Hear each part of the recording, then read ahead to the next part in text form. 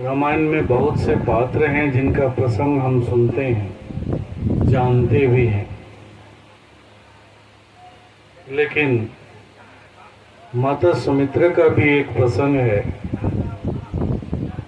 जिसको हमने बहुत कम सुनते हैं, सुना है या जानते हैं। ये प्रसंग उस समय का है जब भगवान राम को वनवास की घोषणा कर दी जाती है। भगवान राम वनवास की तैयारी करने लगते हैं। लक्ष्मण जी को पता चलता है। जैसे ही लक्ष्मण जी सुनते हैं कि भैया राम बन जाने वाले हैं, वो बेचैन हो उठते और दौड़े दौड़े भैया राम के पास पहुंचते हैं। निवेदन करते हैं कि भैया भैया मैं भी आपके साथ चलूंगा। प्रसंग में आता है कि राम लक्ष्मण जी को अपने साथ नहीं ले जाना चाहते, लेकिन मना भी नहीं कर पा रहे। तो ऐसे में उन्हें एक युक्ति सूझती है, क्यों नहीं इसे इसकी माता के पास भेज दिया जाए। माता जब सुनेंगी कि उनका पुत्र बन जाना चाहता है तो स्वाभाविक है वो मना कर देंगे, क्योंकि पुत्र मोह अक्सर माताओं में देखने को बहुत ज्यादा मिलता है। और इस तरह से भगवान राम लक्ष्मण को कहते हैं कि जाओ पहले अपनी माता से अनुमति ले आओ। लक्ष्मण जी अपनी माता सुमित्रा के पास जाते हैं। सुमित्रा से भगवान राम के वनवास के बारे में बताते हैं। मां सुमित्रा जब ये बात सुनती है, पहले से उन्हें पता नहीं था, लेकिन जब ये बात सुनती हैं कि राम को वनवास हो गया है, उनके आंखों में आंसू आ जाते। फिर लक्ष्मण जी यह भी कहते हैं कि मैं भैया राम के साथ बन जाना चाहता। लक्ष्मण जी की बात सुनकर के माता सुमित्रा बड़ा ही दुखी होती है। वो दुखी इसलिए नहीं है कि उनका पुत्र बन जाना चाहता है, दुखी इसलिए है कि राम को वनवास हो गया। ऐसे में वो अपने पुत्र लक्ष्मण को कहती हैं कि तुम वन कहां जा रहे हो, मुझे गर्व है तुम पर। तुम वन कहां जा रहे हो? तुम तो अयोध्या ही तुम्हारे साथ जा रहा है। राम और सीता जहां रहेंगे वहीं अवध होगा, वहीं अवध होगा। और अब तो ये जो अयोध्या नगरी है ना, यही वन हो जाएगा, वन। इसमें रह क्या जाएगा, रह क्या। फिर आगे माता सुमित्रा ने लक्ष्मण जी को दो अद्भुत संदेश देती हैं। कहती हैं कि हे लक्ष्मण, जो राम और सीता है ना, वो कल्प वृक्ष है, कल्प वृक्ष। तुम जब उनके साथ बन जा रहे हो तो हाथ पैर तोड़ करके बैठ मत जाना, उनकी सेवा करना। मैंने उन्हें कल्प वृक्ष कहा है। कल्प वृक्ष, कल्प वृक्ष के नीचे बैठने वाला व्यक्ति जो चाहता है उसे वही प्राप्त होता है। इस बात को हमेशा याद रखें। तो उन्होंने यही दो अद्भुत संदेश लक्ष्मण के दिए कि भैया राम और सीता के साथ जब तुम बन जाना तो हाथ पैर तोड़ करके बैठ मत जाना, उनकी सेवा करना, क्योंकि वो कल्प वृक्ष हैं, कल्प वृक्ष। और दूसरी बात उन्होंने कही कि सेवा कैसे करना, तो दंभ और द्वेष से रहित होकर के करना। दंभ और द्वेष से रहित होकर के करना। यही दो संदेश माता सुमित्रा अपने पुत्र लक्ष्मण को देती। आइए थोड़ा सा इस पर भी हम चर्चा कर लेते हैं कि दंभ क्या है और द्वेष क्या है। अक्सर हम इसे अच्छी तरह से समझते नहीं। दंभ के बारे में परम पूज्य कहते हैं कि दंभ का मतलब होता है जो हम हैं नहीं, लेकिन वैसा दिखाने का प्रयास करना, ये दंभ कहलाता है। इसका सबसे सुंदर उदाहरण रावण का है। रावण अपने आप को सिद्ध करता है कि हम भगवान शिव के उपासक हैं, लेकिन शिव की पूजा करने वाले जितने ऋषि मुनि साधु महात्मा हैं वो सबको मार डालता है, बंदी बना लेता है, उनके हवन कुंडों में हड्डियों को डलवा देता है, मांस फेंकवा देता है। दंभ प्रकृति वाले ऐसे ही होते,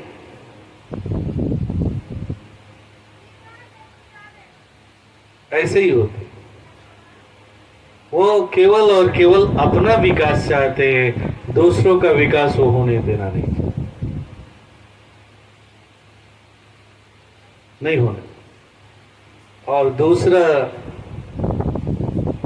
क्या है, तो द्वेष। द्वेष का मतलब ईर्ष्या से है, जलन से है।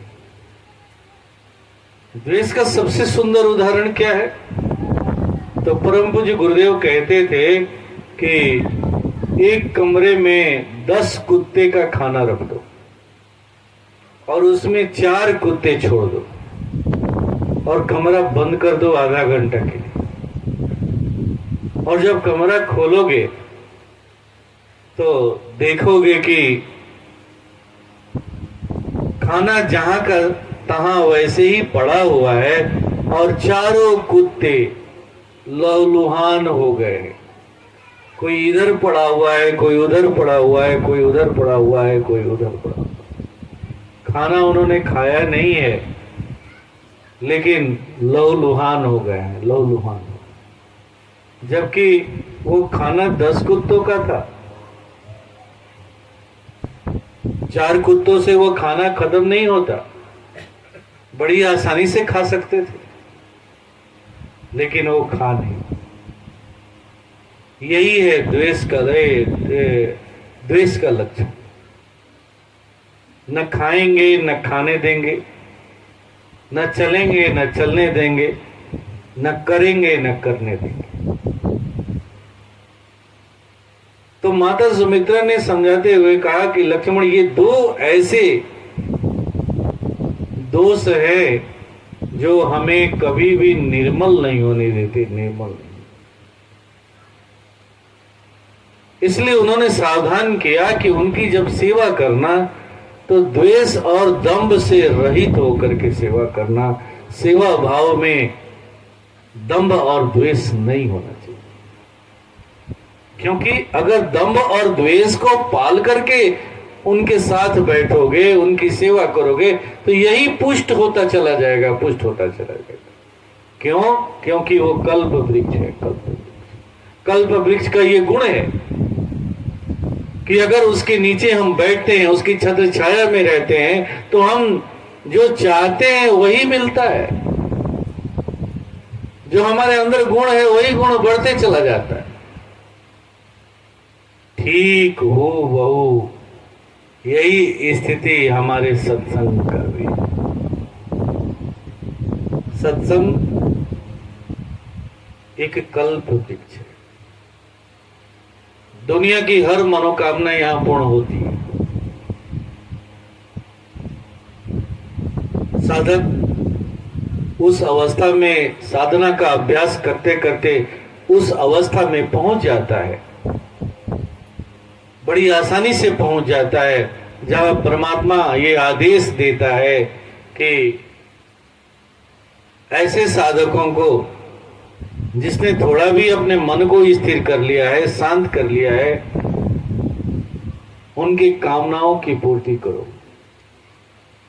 वो जो चाहे उन्हें दो।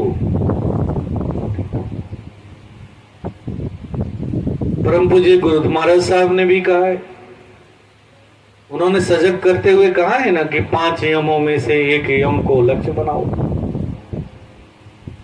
तब साधना करो, तब सत्संग करो। अगर ऐसा नहीं करते हो तो क्या होगा? तो सत्संग करने से शक्ति तो प्राप्त होगी, ऊर्जा तो प्राप्त होगी, क्योंकि तुम एकाग्रता की भूमि पर जा रहे हो। और फिर ऐसे में जिस गुण को पहले से धारण किए हुए हो वही गुण बढ़ता चला जाएगा, बढ़ता चला जाएगा। अगर दंभी स्वभाव के हो तो दंभ बढ़ता चला जाएगा। अगर ईर्ष्या द्वेष रखने वाले हो तो तुम्हारा ईर्ष्या द्वेष बढ़ने लगे। रावण के साथ क्या हुआ है? यही तो हुआ है। वो दंभी और द्वेषी दोनों है, दोनों गुण उसके अंदर में, और शिव का उपासक भी है। उसका फल क्या मिलता है? महान दंभी हो जाता है, महान द्वेषी हो जाता है। भगवान शिव को तो खुश कर लेता है, लेकिन दूसरे को खुश नहीं करने देता है, और ना वो चाहता है कि कोई उस रास्ते पर चले। तो यही बात परम पूज्य गुरु महाराज साहब ने भी समझाई कि 5 यमों में से एक यम को लक्ष्य बनाओ। या तो सत्य को धारण कर लो, या अहिंसा को धारण कर लो, या अस्तेय को धारण कर लो, या परिग्रह को धारण कर लो, या ब्रह्मचर्य को धारण कर लो। ये 5 यम हैं। यही मानव का लक्ष्य है। एक मानव का अगर कुछ लक्ष्य है तो यही है, इन 5 में से किसी एक को धारण करना और फिर ध्यान करना, फिर साधना करना, फिर सत्संग करना, तब जाकर के सत्संग का सही प्रतिफल आपको प्राप्त हो। वरना आप चाहे कितना भी सत्संग कर लें, कितनी भी साधना कर लें, कितना भी ध्यान कर लें, अगर आप द्वेष और दम्भ को धारण किए हुए हैं तो वही बढ़ता चला जाएगा, वही बढ़ता चला जाएगा। इसी रहस्य को हम जल्दी समझ नहीं पाते। जो आपके सत्संग का सबसे बेसिक चीज है, बेसिक चीज, इसी को हम जल्दी समझ नहीं पाते। तो परम पूज्य ने भी इसके लिए सावधान किया है, जैसे माता सुमित्रा ने सावधान किया। हम गंदा क्यों होते? हम गंदा क्यों होते? तो विचारों की वजह से गंदा हो। और हम पवित्र भी होते हैं तो विचारों की वजह से होते हैं। दोनों में ही विचारों का खेल है। विचार से क्या होता है? तो भाव बनता है। किन विचारों से? तो जो विचार बार बार रिपीट हो रहे हैं, यानी एक बार आए, फिर दोबारा आए, तिबारा आए, चौथी बार आए, पांचवी बार आए, यानी जो विचार की पुनरावृत्ति बार बार हमारे जीवन में हो रही है, उस विचार से एक भाव का जन्म होता है, और भाव जब घनीभूत होता है तो वही भाव कर्म में भी बदलता है। फिर उस कर्म को करने से सृष्टि की कोई भी ताकत ऐसी नहीं है जो आपको रोक दे। सृष्टि में वो दम नहीं है कि वो रोक दे। अगर आपने कुविचार पाल रखा है किसी के प्रति, ईर्ष्या द्वेष का विचार पाल रखा है, तो उससे एक भाव बनेगा, और फिर जब वो घनीभूत होगा तो वही कर्म के रूप में बदलेगा। आपका कर्म कुकर्म हो जाएगा, कर्म कुकर्म हो जाएगा। अगर आपने किसी के प्रति अच्छा भाव रखा है, अच्छे विचार रखते हैं, तो जब अच्छे विचार का जब पुनरावृत्ति होता है तो उससे जो भाव बनता है, और फिर भाव जो घनीभूत होता है, तो वो कर्म सत्कर्म के रूप में बदल जाता है। वही कर्म सत्कर्म के रूप में बदल जाता है। यही है रहस्य विचारों का। एक मानव गंदा कैसे होता है? तो इन्हीं विचारों की वजह से। एक बड़ा छोटा सा कथा है भागवत का। जो लोग भागवत सुनते होंगे तो आप लोगों ने उस कथा को भी जरूर सुना होगा।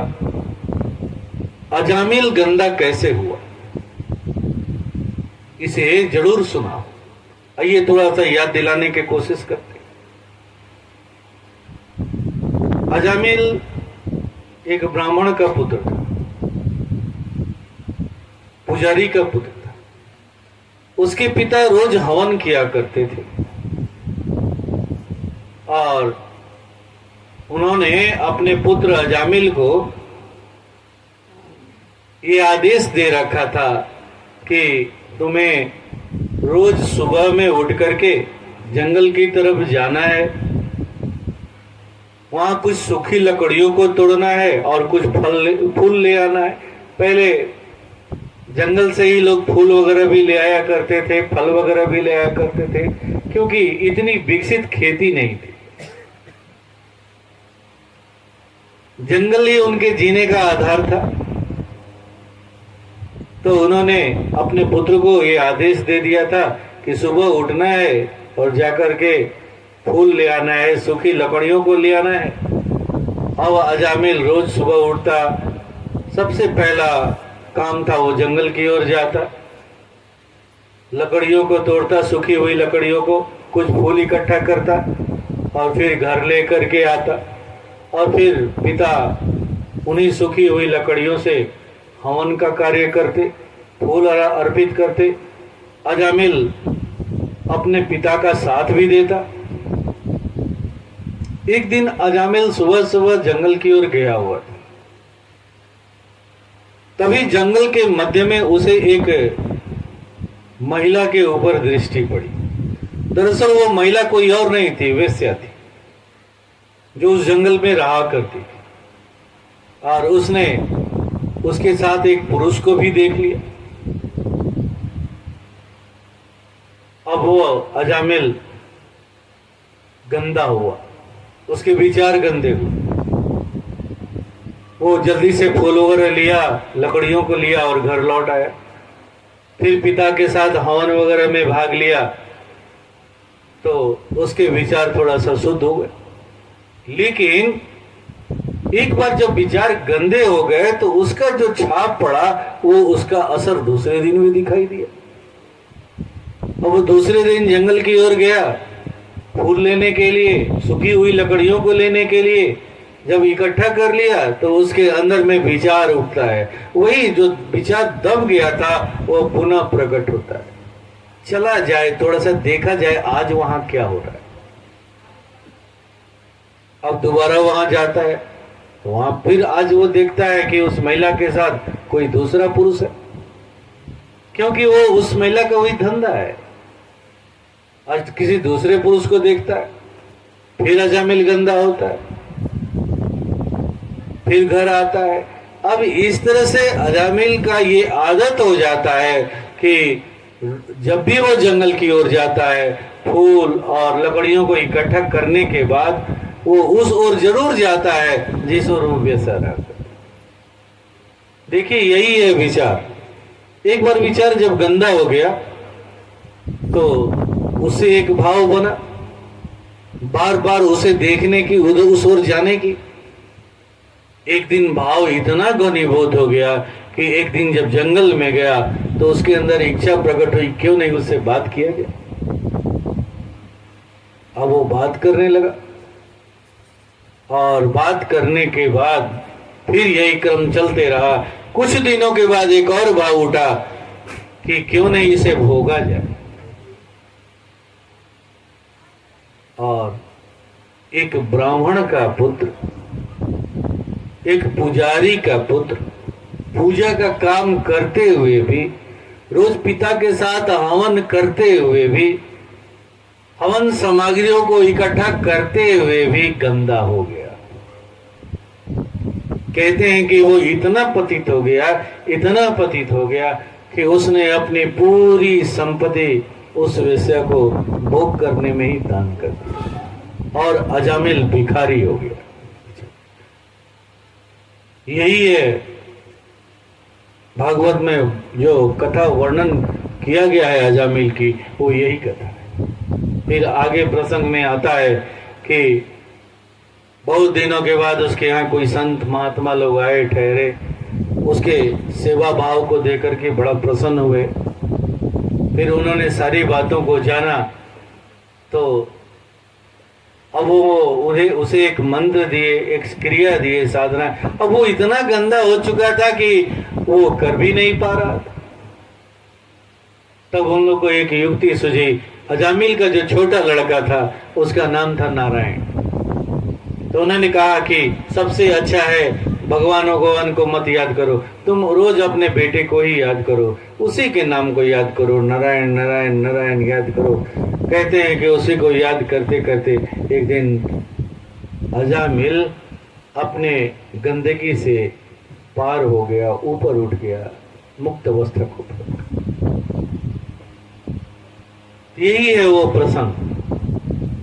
हम गंदा कैसे होते, तो अपने विचारों के ऊपर। तो परम पूज्य ने हम साधकों को ये सावधान किया है कि अगर आप साधना करते हैं, अगर आप सत्संग में भाग लेते हैं, सत्संग में बैठते हैं, तो सबसे पहले जरूरत है कि आप अपनी रहनी सहनी ठीक करें। रहनी सहनी ठीक करें। हम इन चीजों पर ध्यान नहीं देते हैं।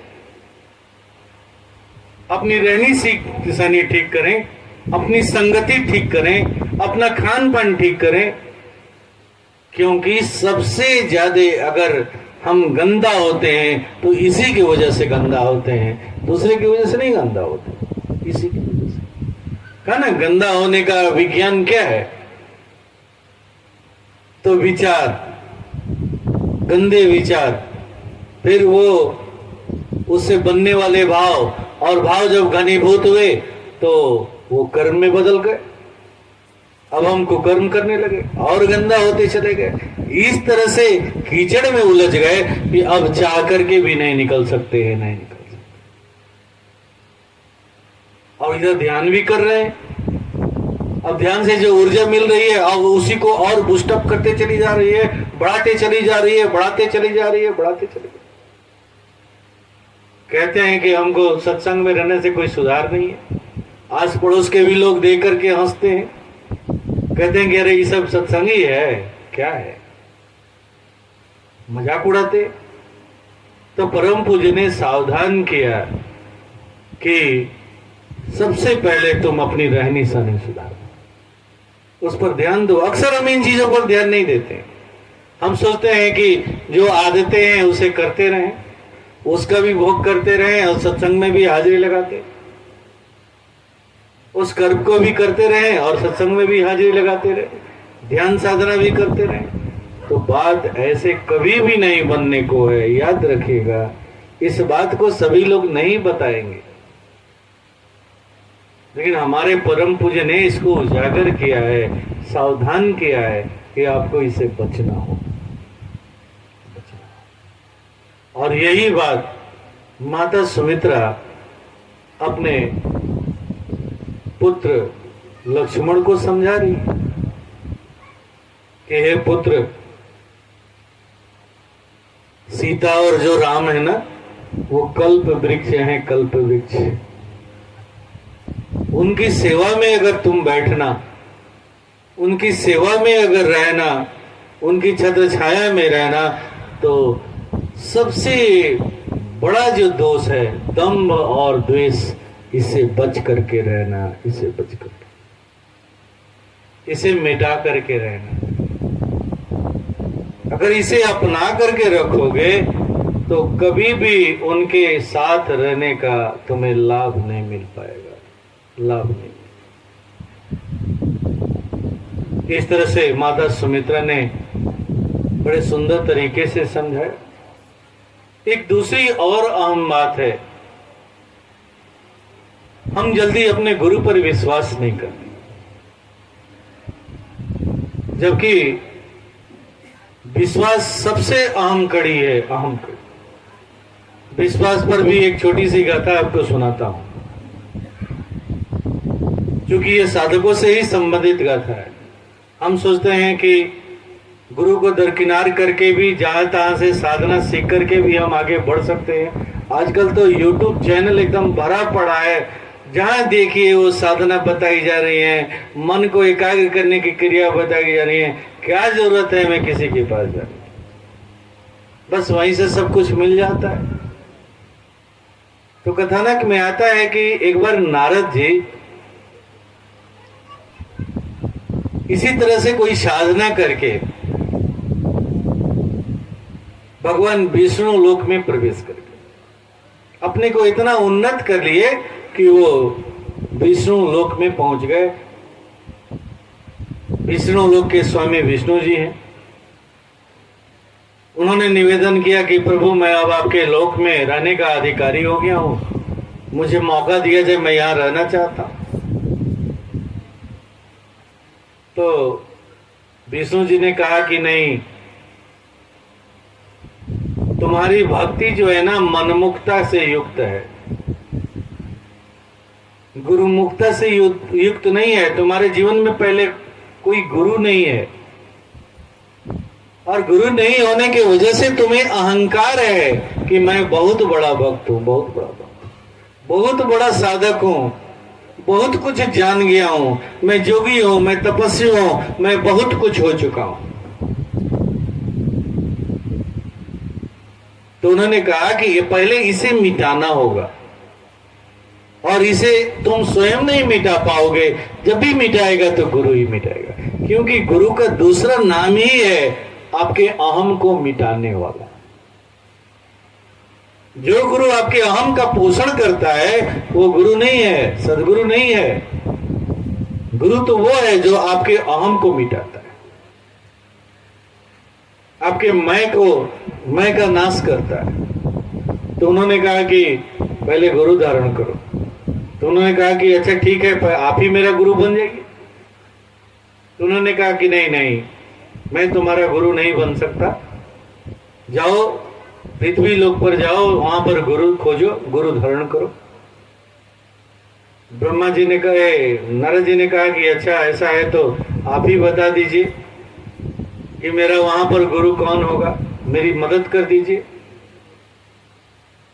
तो उन्होंने कहा कि ठीक है, जब तुम पृथ्वी लोक में जाओगे तो वहां सबसे पहले सुबह सुबह सबसे पहले जिस पर तुम्हारी दृष्टि पड़ेगी वही तुम्हारा गुरु, उसी से तुम्हारा काम बनेगा, तुम्हारा आम मिटेगा, तुम्हारी मनमुक्ता की साधना गुरुमुक्ता की साधना में बदलेगी। और जब तक गुरुमुक्ता की साधना में नहीं बदलेगी तब तक तुम ब्रह्मलोक में रहने के अधिकारी नहीं हो। उन्होंने स्वीकार कर लिया। जैसे ही पृथ्वी लोक में पहुंचे, सबसे पहली दृष्टि उन्हें एक मछुआरा के ऊपर पड़ी। वो मछुआरा जाल में मछलियों को फंसा करके लेकर के घर जा रहा था, उसी से उनका सामना हुआ।